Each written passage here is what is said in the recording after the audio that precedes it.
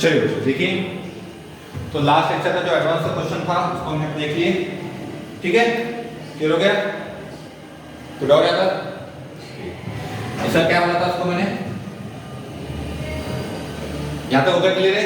तो क्या करेंगे कि एक सर्कल जो था लास्ट का एडवांस का क्वेश्चन था जो पीवाई का एडवांस का, एक सर्कल है जो हमारा रिक्वायर्ड सर्कल है, इस सर्कल से ऑर्थोगोनल है। सिमिलरली ये जो हमारा रिक्वायर्ड सर्कल है दूसरे सर्कल से भी ऑर्थोगोनल है। हमने इसको इस तरह से दिए जी एफ सी दिए, मतलब हमको जो जरूरत पड़ती है इस हिसाब से। तो इसका जो रिक्वायर्ड सर्कल है उसका जी एफ और ये सी, इसका जी के लिए यहाँ पे याद रखना x का स्क्वायर प्लस y का square plus 2g plus 2f plus c के साथ कंपेयर करोगे तो g के लिए जगह पे -1, f तो यहाँ पर है नहीं है, y तो है नहीं यहाँ पे, और c के लिए जगह बच्चों -15 होगी। और सेकंड वाला अगर बात किया जाए तो उसको इक्वल टू 1 था, x का स्क्वायर प्लस y का स्क्वायर इक्वल टू 1 था, उसको हमने क्या करे रिप्लेस करे इधर से, तो हो गया x का स्क्वायर प्लस y का स्क्वायर -1 हो गया। ओके, उसके बाद क्या करेंगे देखिए, तो इसको बाद में इसको हम कंपेयर करें, यहाँ पे g के लिए 0 है, f के लिए 0 है और c के लिए -1 है। यहाँ तक होने के बाद फिर हमने जो फॉर्मूला ऑर्थोगोनलिटी का जो फॉर्मूला है, ऑर्थोगोनल अगर रहा तो क्या करते हैं 2 times of the g1 g2 plus f1 f2 is equal to c1 plus c2 वाला फॉर्मूला लगा दिए। फॉर्मूला लगाने के बाद में हमने इक्वेशन बनाया। सिमिलरली हमने इन दोनों का पहले ऑर्थोगोनलिटी का फॉर्मूला लगाया, फिर इन दोनों का ऑर्थोगोनलिटी का फॉर्मूला लगाया, जिससे हमारा g मिल गई। बाद में हमको याद रखना है कि ये पॉइंट जो है इस सर्कल के ऊपर लाई करता है, यानी ये वाला पॉइंट इसको सेट करेगा, तो कितना 0 plus 1 plus 2g into 0 plus 2f plus c is equal to 0। तो ये रहेगा 1 प्लस 2f प्लस c के लिए हमारी 1 है इज इक्वल टू 0, तो f का आंसर कितना हो जाएगा भाई -1 हो जाएगा। अब -1 आने के बाद में जो इसके सेंटर थे वो क्या है -g को माइनस है, -g को माइनस है कितना होगा -1, और रेडियस अगर हम इसको सॉल्व करते हैं तो रेडियस कितना आएगा इसका 7 है ना। रेडियस को सॉल्व करेंगे तो g का स्क्वायर प्लस f का स्क्वायर माइनस c, इस हिसाब से रूट के अंदर लिखेंगे इसको, ठीक है? चलो क्या था क्लियर? चलो ठीक है, अब आते हैं नेक्स्ट टॉपिक के ऊपर, आते family of line, family of circle, तो फैमिली ऑफ सर्कल बोलेंगे।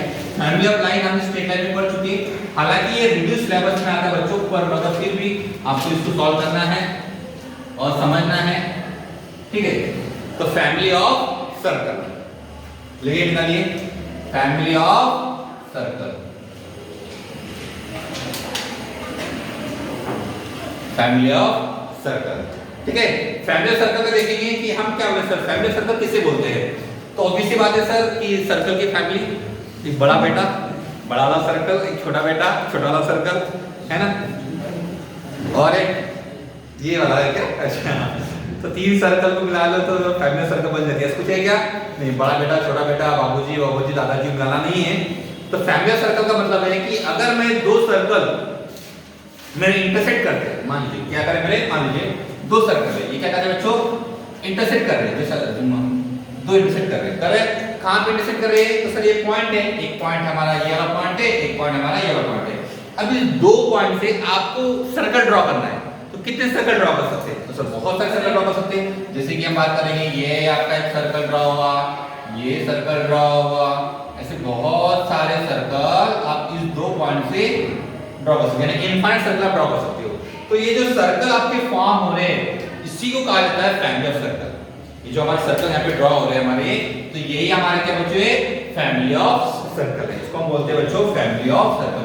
तो ये जो हमारे सर्कल ड्रॉ हो रहे सर यही तो हमारे क्या बच्चों फैमिली ऑफ सर्कल है। अब फिर फैमिली ऑफ सर्कल है तो हमारा इसमें सर्कल किस तरह से ड्रॉ सकते हैं? तो हो सकता है मेरे 2 सर्कल का कॉम्बिनेशन से मेरे सर्कल ड्रॉ सकते हैं। हो सकता है एक सर्कल है, एक लाइन मैंने लिया, एक क्या लिया सर्कल लिया, और एक क्या लिया लाइन लिया, इनके पॉइंट ऑफ इंटरसेक्शन जो आते हैं उससे भी आप लोग क्या कर सकते हो सर्कल ड्रॉ कर सकते हो। या फिर आप लोग मान लीजिए एक रैंडमली आपने 2 पॉइंट ले लिए, 2 पॉइंट लेके आप क्या कर रहे हो उससे सर्कल ड्रॉ कर रहे हो, तो वो भी आपका फैमिली ऑफ सर्कल बनेगा। सिमिलरली अगर मैं और बारे में बात करता हूँ, जैसे कि हम बात करते हैं कि सर्कल के अंदर में मान लो एक लाइन लेने, और लाइन क्या कर रही है, एक लाइन पे एक पॉइंट ले लिए, उस पॉइंट से क्या कर रहे हैं सर्कल ड्रॉ कर रहे हैं, तो कर सकते हैं। एक लाइन ले लिया, इस सर्कल को ड्रॉ कर रहा है, तो ऐसे अलग-अलग इसकी कंडीशंस है, वो कंडीशन हम एक-एक करके देखेंगे, ठीक है? क्लियर हो गया? यहाँ तक समझ में आया? ठीक,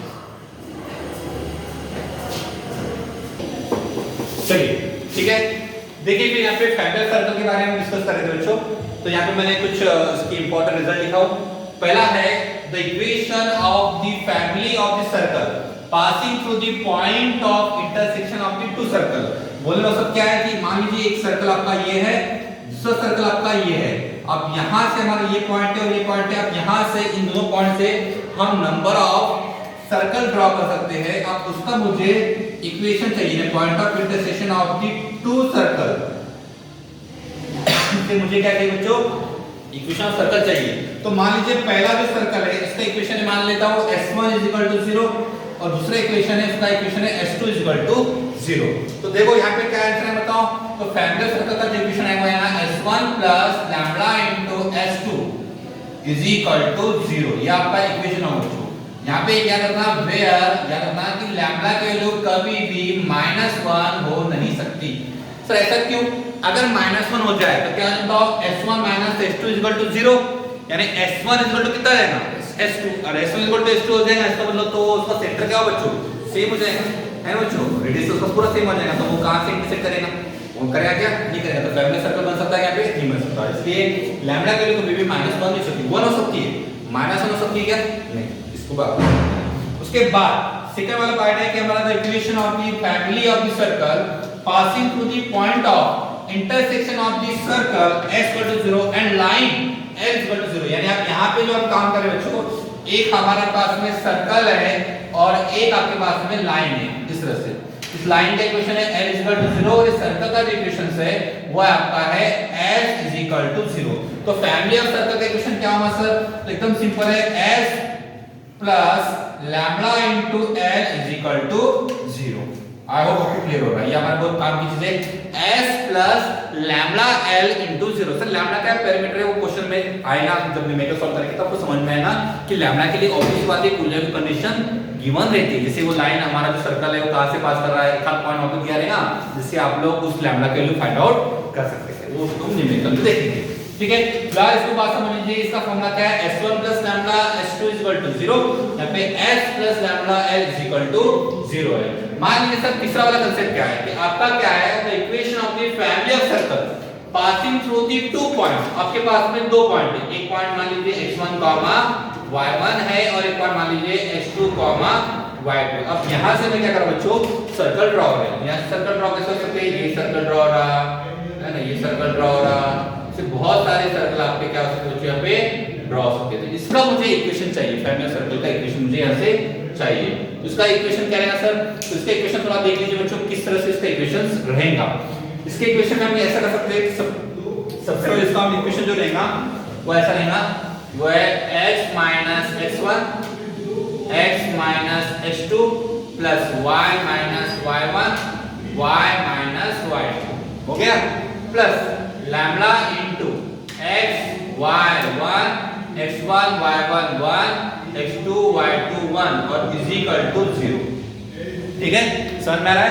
देखिए क्या बताओ, इसका इक्वेशन है, आपको बस ये याद रखना है। क्या याद रखना बताओ, x - x1 x - x2 + y - y1 y - y2 plus lambda * x y1 x1 y1 1 x2 y2 1 = 0। ये हमारा फॉर्मूला है।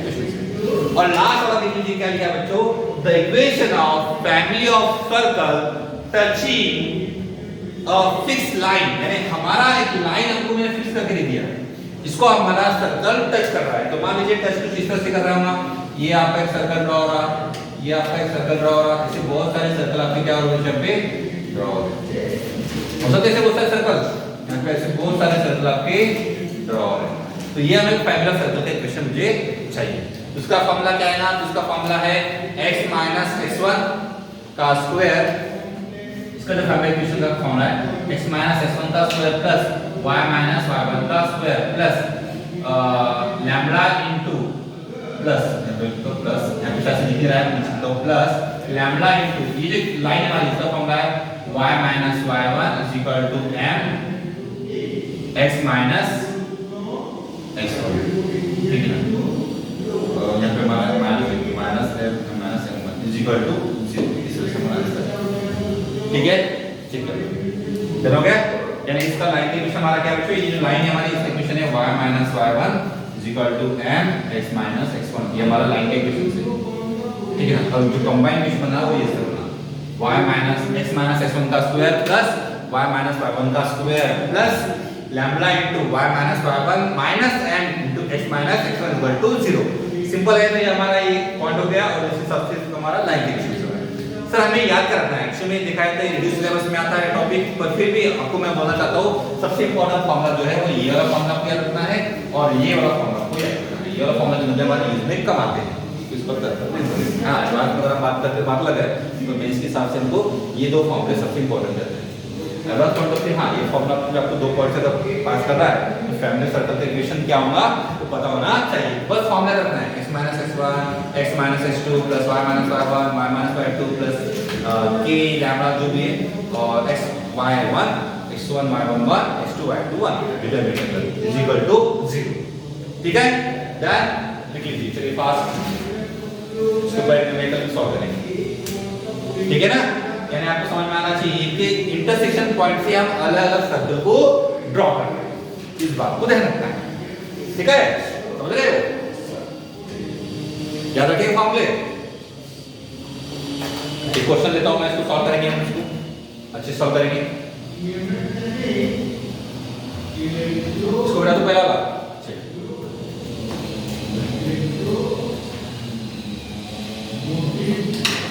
क्वेश्चन लीजिए, the equation of the circle passing through the equation of the circle, the equation of circle passing through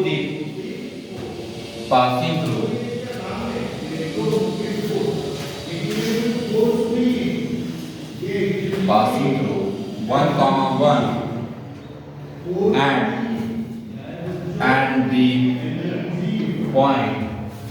and the point of intersections of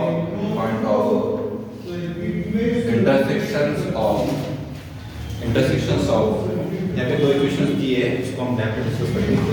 equations है x का square plus y का square plus 13x minus 3y equal to 0 and 2x का square plus 2y का square plus 4x minus 7y minus 25 is equal to 0।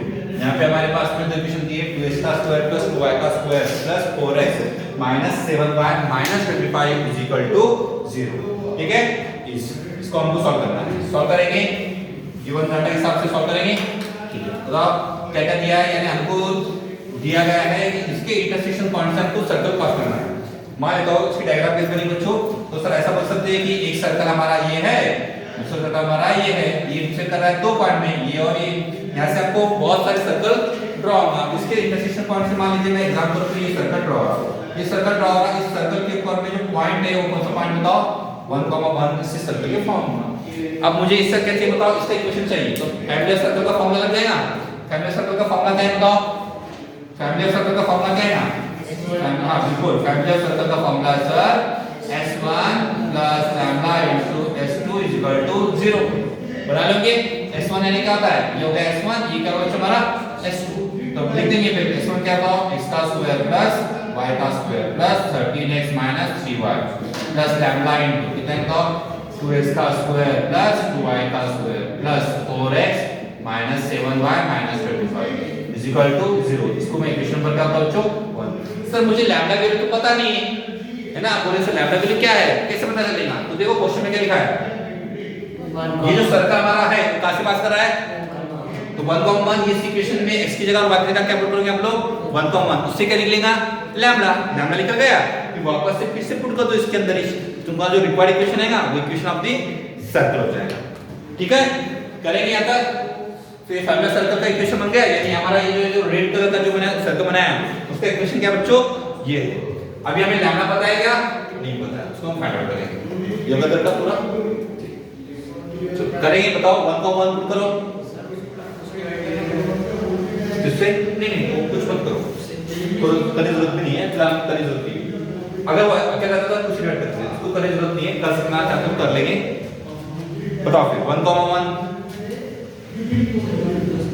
हां 1, 1 इसके अंदर पास कर रहा है, तो वहां पे 1, 1 तो कितना साइन बताओ, 1 plus 1 plus 30 minus 3 plus lambda into कितना है ना 2 plus 4 minus 7 minus 25 is equal to 0।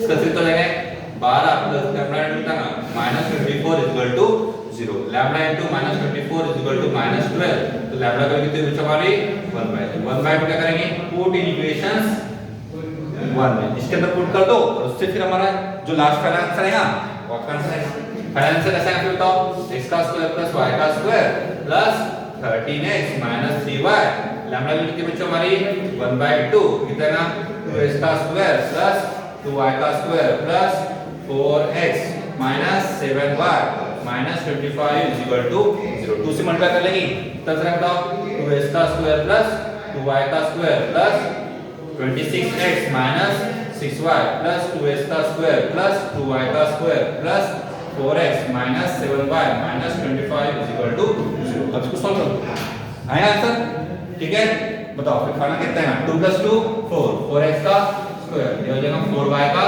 Square 26 plus 30x -6 minus ये 13y और -25 इक्वल टू 0 इसको हम लोग 4 से डिवाइड करना चाहते हो 4 से कर सकते हो नहीं भी करें तो कोई दिक्कत नहीं ये हमारा क्या होगा required equation of the circle जो कि हमारा पास कर रहा है 1,1 से और इन दोनों इंटरसेक्शन पॉइंट से पास कर रहा है क्लियर हो गया समझा यानी दोनों सर्कल के इंटरसेक्शन पॉइंट से पास भी कर रहा है तो 1,1 से पास कर रहा है उसका इक्वेशन कौन सा है वो है क्लियर है डन समझा इसको दे फैमिली सर्कल का कांसेप्ट चलिए इसके बाद में एक बहुत ही आईएमपी टॉपिक हम भी पढ़ना है वो है रेडिकल एक्सिस के बाद ठीक है पहले तो दोनों कर लीजिए आप लोग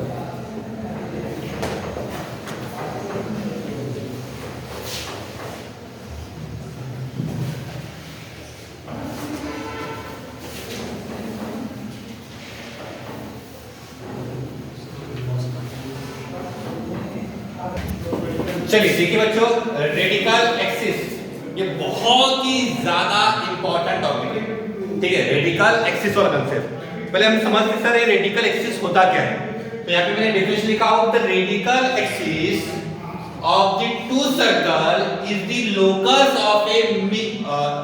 of A point which move in a plane in such a way that the length of the tangent drawn from it to the two circle is equal अब बोलने मकसद क्या है कि हम रैंडमली काम करते हैं सर इसका मतलब क्या है डायग्रामेटिक में समझने की कोशिश करेंगे कि एक सर्कल ये होगा बच्चों मान लो दूसरा सर्कल हमारा ये हो गया ठीक है सर्कल है ना सर्कल पे क्या बन जाता है बना दी सर्कल बन गया अच्छे हो गया अब हमारा एक मूविंग पॉइंट है इस मूविंग पॉइंट की खासियत क्या है कि मान लो फिलहाल हमारा पॉइंट ये है इसकी खासियत है कि इससे यहां से आकर टेंजेंट होगी लेंथ ऑफ टेंजेंट होगी ये भी क्या बच्चों हमारे ये भी क्या बच्चों हमारा लेंथ ऑफ टेंजेंट से ये वाला पॉइंट हमारा है तो ये जो लेंथ है मान लो ये जो सर्कल है पहला सर्कल जो है ये मान लो s1 0 है और ये s2 0 है इसकी लेंथ कितनी बच्चों ये हो जाएगी रूट ऑफ दी s1 इसके लिए कितनी बच्चों ये रूट ऑफ दी s2 और ये लेंथ क्या है बच्चों इक्वल होना चाहिए फिर अब बहुत सारे पॉइंट है मान लो ये एक पॉइंट आ गया मान लो सेक्शन ये वाला पॉइंट से हमने यहां से लेकर टेंजेंट बना ली ये वाली टेंजेंट होगी और ये टेंजेंट होगी हमारी लेंथ इसका डिस्टेंस और ये डिस्टेंस क्या बच्चों इक्वल होगा ऐसे बहुत सारे पॉइंट बनेंगे बहुत सारे टेंजेंट बनेगी लेंथ ऑफ टेंजेंट बनाएंगे हम और ये सभी लेंथ ऑफ टेंजेंट खासियत क्या है कि इस पॉइंट से ये h कॉमा की मान लेता हूं इस पॉइंट से इसका डिस्टेंस और ये डिस्टेंस क्या होना चाहिए सेम होना चाहिए यानी लेंथ ऑफ टेंजेंट क्या होना चाहिए सेम होना चाहिए अब ये लेंथ ऑफ ये पॉइंट से हमारा एक लाइन बनेगी और जो लाइन बनेगी उसको बोलते हैं रेडिकल एक्सिस इसको क्या बच्चों रेडिकल एक्सिस का जो इक्वेशन बनेगा मान लो ये हमारे जैसे एग्जांपल पे कि हमारी लाइन बन रही है और ये जो लाइन बन रही है इसको क्या लिखते हैं रेडिकल एक्सिस इस रेडिकल एक्सिस का अगर मुझे इक्वेशन चाहिए सर क्या है सर वो कैसे फाइंड आउट करेंगे तो सिंपल था मैंने आपको बोला था कि रूट ऑफ द s1 यानी लेंथ पहले वाली length is equal to root of the s2 second वाली लेंथ दोनों में क्या होगी इक्वल होगी तो ये जाके हमारा रेडिकल एक्सिस बनेगा ना तो इसका रूट है squaring on the both side तो बताओ क्या आंसर आएगा s1 s2 यानी s1 s2 0 ये क्या बच्चों इक्वेशन ऑफ रेडिकल एक्सिस बहुत काम की चीज जी में सबसे ज्यादा अगर इंपॉर्टेंट है ये आता आने के चांसेस अगर किसी टॉपिक के है तो इसकी टॉपिक से ज्यादा है क्योंकि थोड़ा सा टफ लेवल पे क्वेश्चन अगर आता है थोड़ा मिक्स अप करके आ जाता है थोड़ा लगता है सर घुमावदार क्वेश्चन है समझना ऐसे क्वेश्चन के अंदर में अगर आपको यूज करना है तो रेडिकल एक्सिस का जो फार्मूला है s1 s2 0 का यूज आएगा ठीक है क्लियर हो गया समझा तक क्या फार्मूला बताओ फिर S1 minus S2 is equal to 0। किसका फॉर्मूला है? रेडिकल एक्सिस का फॉर्मूला है।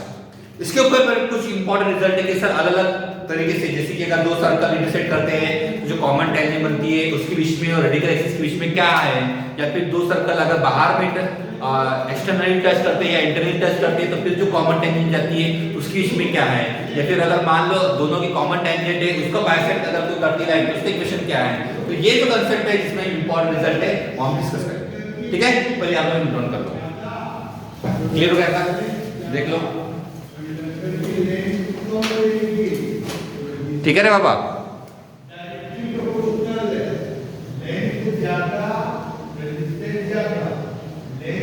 देखिए फिर इसकी इंपॉर्टेंट रिजल्ट देखिए बच्चों।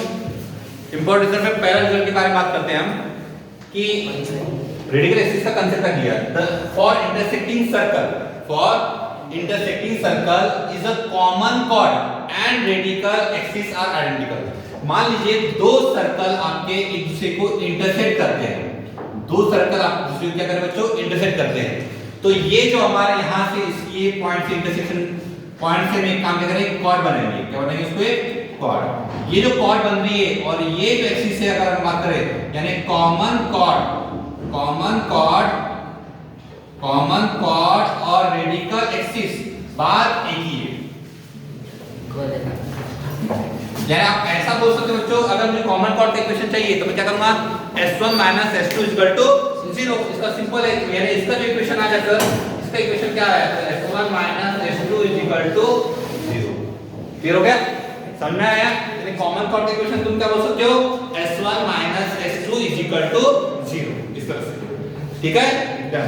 सिमिलरली अगर बात करते हैं सेम चीज, if the circle touch internally and externally, ये बात इंटरनली कर रहा है एक्सटर्नली कर रहा है, then the common tangent and radical axis are identical। बोले मकसद यही है हमारा कि एक सर्कल है और दूसरा सर्कल है, मान लीजिए इस तरह से टच कर रहा है, मान लीजिए एक सर्कल है और दूसरा सर्कल हमारा कुछ इस तरह से। तो अब यहाँ पे देखिए ये जो कॉमन टेंजेंट्स है ये हमारे क्या बच्चों? ये कॉमन टेंजेंट्स है। ये जो कॉमन टेंजेंट्स है इसको अगर आप डिस्टेंस निकालोगे हर एक पॉइंट से डिस्टेंस चेक करोगे तो ये कॉमन टेंजेंट और रेडिकल एक्सिस, कॉमन टेंजेंट और रेडिकल एक्सिस कॉमन टेंजेंट बोलोगे क्या बोल सकते? इसको हम इसको रेडिकल एक्सिस भी बोल सकते हैं। सिमिलरली अगर मैं यहां पे बात करता हूं, ये वाली जो दिख रही है आपको, ये आपकी कॉमन टेंजेंट भी है, या फिर इसको दूसरा नाम क्या बोलते हैं इसका? Radical axis. दोनों नाम यहां पे हो सकते हैं।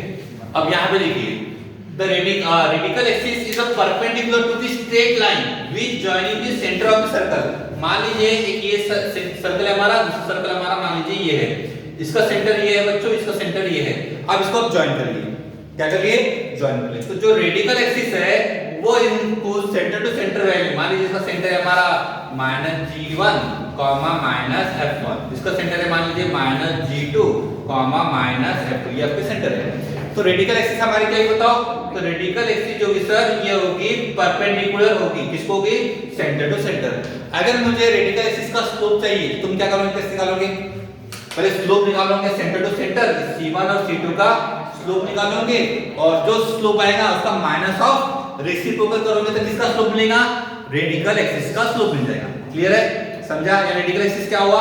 रेडिकल एक्सिस यहाँ पे ये हुआ कि सेंटर टू सेंटर जो आपको ज्वाइन करेगा, जो लाइन आपकी ज्वाइन करेगी उसको हमारा रेडिकल एक्सिस क्या है बच्चों? परपेंडिकुलर। ध्यान रखना क्या है? परपेंडिकुलर। और जो लास्ट फोर्थ वाला पॉइंट है देख लीजिए क्या है बच्चों? Radical axis bisect the common tangent of two circle. अब हम यहाँ मान लीजिए सर्कल लेते हैं, एक सर्कल ये हो गया, दूसरा सर्कल बच्चों हमारा ये हो गया, तक दो सर्कल हो गए। अब हम इन दोनों सर्कल की एक कॉमन टेंजेंट करते हैं, मान लीजिए ये होगी मेरी कॉमन टेंजेंट्स। तो रेडिकल एक्सिस क्या हो रहा है? इसको बाइसेक्ट करता है, बाइसेक्ट यानी इसका डिस्टेंस क्या बच्चों हमारा इक्वल है, ये हमारा परपेंडिकुलर। तो ये होगा हमारा रेडिकल एक्सिस। वैसे डेफिनेशन ही तो वही है इसकी रेडिकल एक्सिस की। रेडिकल एक्सिस की खासियत ही वही है कि जो टेंजेंट होती है उसका डिस्टेंस क्या होता है? सेम होता है। ये तो रेडिकल एक्सिस की डेफिनेशन है, वही तो वहां पर बोला जा रहा है जो था वो इसने क्या बच्चों बोला है। देखो हमने क्या करते हैं कि अगर कॉमन कॉर्ड का मुझे इक्वेशन चाहिए तो तुम क्या लिख सकते हो? S1 minus S2 equal to 0। खत्म, डन। ठीक है, चलो गया। देख लीजिए कॉमन टेंजेंट का इक्वेशन भी हमारा ये है, कॉमन टेंजेंट भी हम वही बोल सकते हैं, ठीक है ना। कॉमन टेंजेंट का इक्वेशंस भी रेडिकल एक्सिस का इक्वेशन होता है s1 - s2 = 0। तो रेडिकल एक्सिस का इक्वेशन बहुत इंपॉर्टेंट है, क्या बच्चों, s1 - s2 = 0, ऐसा, ठीक है, डन। 5 हमें 4 पॉइंट हो गए, इसके बाद में 2 पॉइंट और लिखेंगे, ठीक है, इसको मिटा दीजिए, दोनों हो गए और 2 पॉइंट। चलिए देखिए फिर देखो 5वां पॉइंट देखो क्या लिखा है, if two circle cut a third circle orthogonally then the radical axis of the two circle will passes through the center of the third circle। ये यहाँ पे इंपॉर्टेंट चीज है कि मान लीजिए आपके 2 सर्कल है, एक सर्कल 1 हो गया और एक सर्कल कुछ हमारा 2 हो गया, ये हमारे तीसरे सर्कल को कट कर रहा है। तीसरा सर्कल क्या कर रहा है बच्चों, तीसरा सर्कल जो हमारा वो क्या कर रहा है बच्चों, इन दोनों सर्कल को क्या कर रहा है, कट कर रहा है। कैसे कट कर रहा है, ऑर्थोगोनल। ऑर्थोगोनल आपको याद होगा, ऑर्थोगोनल आपको कंसेप्ट याद होगा कि सर ये वाला जो कंसेप्ट होता है, इसका जो सेंटर है मान लो ये सेंटर है, तो ये जो आपका एंगल होता है वो कितना होता है बच्चों हमारा है 90 होता है। सिमिलरली यहां से जो एंगल बनेगा वो कितना बच्चों हमारा है 90। तो यहां पे जो रेडिकल एक्सिस है आपका, जो रेडिकल एक्सिस है वो जो रेडिकल एक्सिस बनेगा, मान लो ये आपका क्या बच्चे रेडिकल एक्सिस हो गया, तो ये रेडिकल एक्सिस कहां से पास करता है, उसके सेंटर से पास करता है। तो ये रेडिकल एक्सिस कहां से पास कर रहा है बताओ, रेडिकल एक्सिस जो है वो आपका पास कर रहा है सेंटर ऑफ द सर्कल से। यानी अगर मुझे सेंटर ऑफ द सर्कल निकालना है तो हम ऐसा बोल सकते हैं कि वो कौन से लाइन पर लाई कर रहा है, वो s1 - s2 = 0 वाले लाइन पर लाई कर रहा है। क्लियर हो गया, समझा, ये हमारा s1 = 0 और ये होगा हमारा s2 = 0। तो ये रेडिकल एक्सिस का इक्वेशन क्या आएगा, s1 - s2 = 0। ठीक है, तीसरा है लास्ट वाला क्या बच्चों, इन concentric circle the radical axis does not exist. इसका मतलब क्या है, कॉन्सेंट्रिक सर्कल यानी एक सर्कल है, इसके अंदर में एक और सर्कल है। अब बताओ कॉमन सर्कल इसके अंदर आएगा क्या, तो इसके अंदर रेडिकल एक्सिस एग्जिस्ट करेगा क्या, नहीं करता। यानी हम बोल सकते हैं कि कॉमन टेंजेंट नहीं। तो हम क्या बोल सकते हैं बच्चों, अगर कॉमन टेंजेंट नहीं है तो क्या बोल सकते हैं, रेडिकल एक्सिस बोल सकते हैं बच्चों, पे नहीं सकता। यहां पे क्या बच्चों, कॉमन टेंजेंट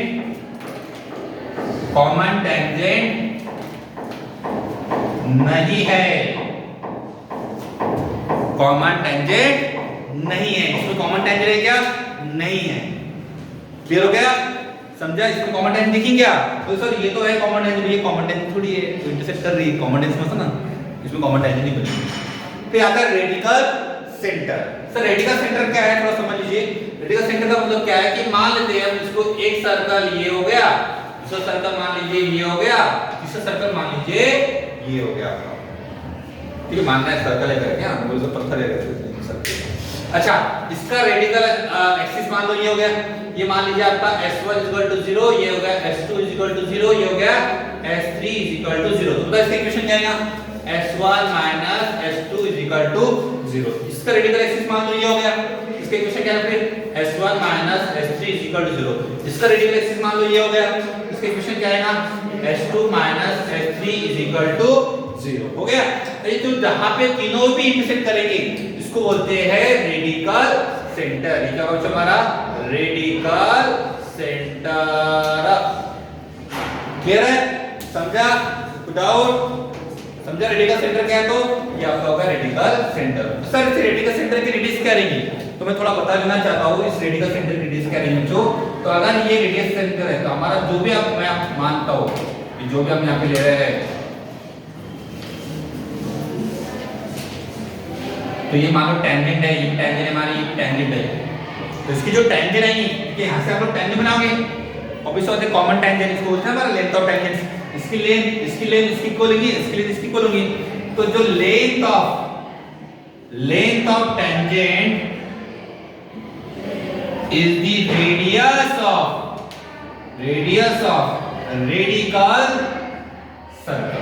रेडिकल सर्कल की रेडियस क्या होगी बच्चों, लेंथ ऑफ टेंजेंट आपकी होगी, ठीक है, लेंथ ऑफ टेंजेंट लेंगे उसको रेडिकल एक्सिस की, ठीक है, डन। इसके ऊपर एक न्यूमेरिकल करते 2019 का न्यूमेरिकल लेते और बाद में इसको डन करते। ठीक है, देख लीजिए यहाँ पे नोट डाउन कर लीजिए, इतना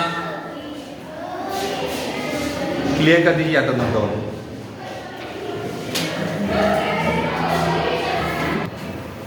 ठीक है, लिखो बता। ओके, अब देखिए यहाँ पे क्या दिया बच्चों, 9 अप्रैल 2019 का क्वेश्चन है। क्वेश्चन में क्या दिया है, तो common tangent to the circle, इन दोनों की common tangent to the circle also passes through the point. या बोले मतलब क्या है कि दो सर्कल है, इसकी कॉमन टेंजेंट जो है, कॉमन टेंजेंट क्या है बच्चों, ऑब्वियसली बात है, दो सर्कल हमारे इंटरसेक्ट करेगा, आप निकाल करोगे कितना इंटरसेक्ट करेगा समझेगा आप, C1 और C2 का डिस्टेंस है तो चेक करना चाहिए। ठीक है, ये पे इंटरसेक्ट करो या ना करो उससे कोई दिक्कत नहीं, अगर इंटरसेक्ट करो या फिर नहीं कर रहे होंगे, अगर टेस्ट कर रहे हो, एक्सटेंड टेस्ट कर रहे होंगे, फिर इंटरसेक्ट करेंगे, दो तो है, तो यहाँ पे इंटरसेक्ट कर रहे हैं नहीं कर रहे हो उसको चेक करना है। ठीक है, अच्छा ये जो कॉमन टेंजेंट है ना, इसके ये क्या बच्चों रेडिकल एक्सिस होता है, क्या बराबर है, हां है ना, कॉमन टेंजेंट तो रेडिकल एक्सिस, तो इसका इक्वेशन क्या था, S1 S2 0। अब मैं आपको शॉर्ट का तरीका समझा रहा हूं, ये क्वेश्चन में कैसे करना है कि कौन सा पॉइंट इस लाइन पे लाई कर रहा है, हमें कैसे पता चलेगा, जो पॉइंट S1 S2 करने के बाद में कितना आंसर देगा 0, यानी वो पॉइंट आप लोग मान लो, जैसे एग्जांपल ये ट्रायल एंड एरर वाला क्वेश्चन है, कैसे सॉल्व करते हैं इसको, ये वाला पॉइंट मान लो, इसमें पुट करो, इसमें पुट करो, दोनों का आंसर अगर सेम आ जाता है तो आंसर कितना आएगा हमारे 0। सही कि सही है, सेम आंसर आना चाहिए, क्या आना चाहिए सेम। अगर मान लो यहाँ पे 10 है, इसका आंसर कितना आना चाहिए 10, 10 10 0। ये वाला पॉइंट पुट करके देखो सेम आंसर आता है क्या, ये वाला पॉइंट पुट करके देखो सेम आंसर आता है क्या, ये वाला पॉइंट पुट करके देखो सेम आंसर आता है क्या, ये वाला पॉइंट पुट करके देखो सेम आंसर आता है क्या, जो आंसर आ गया सेम, समझना वो पॉइंट किसके ऊपर लाई कर रहा है हमारा, उस कॉमन टेंजेंट के ऊपर में लाई कर रहा है। ठीक है, अच्छा कॉमन टेंजेंट है, कॉमन टेंजेंट है, इस बात में ये ऐसा डायग्राम नहीं बनेगी, ये डायग्राम नहीं बनेगी बच्चों, कॉमन टेंजेंट है मानी हो सकती है हमारी ये देखो कॉमन टेंजेंट बनेगी, हो सकता है ये एक्सटेंड प्लस कराए, देखो एक्स होता है डायग्राम ऐसे बन जाए, हो सकता है एक्सटेंड हमारा ये कॉमन टेंजेंट बन जाए, हो सकता है इंटरसेक्ट प्लस कर जाए, वो डिपेंड किससे करेगा, बस इतना छोड़ो, उसका डायग्राम में भी याद रखें तो भी समझ में आया कि वो जो कॉमन टेंजेंट है that is nothing but radical axis. Common tangent को मैं क्या लिख सकता हूं बच्चों, कॉमन टेंजेंट को मैं बोल सकता हूं रेडिकल एक्सिस, और रेडिकल एक्सिस बोल दिया इसकी वजह से क्या है बताओ, रेडिकल एक्सिस का एक्सप्रेशन क्या है ना, S1 S2 0। बस ये चेक कर लो कौन से पॉइंट पुट करने से पहले वाले सर्कल का क्वेश्चन और दूसरे वाले सर्कल की वैल्यू क्या आती है, सेम आती है। चेक करो कौन सा आंसर है बताओ फास्ट, पहला दूसरा तीसरा,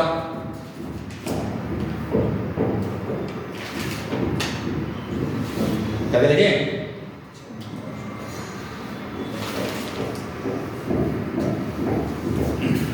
इसमें दो है, इसमें एक पॉइंट है -6, -2 दिया, -6, -2, 6, -2 है, -6, चेक कर लो।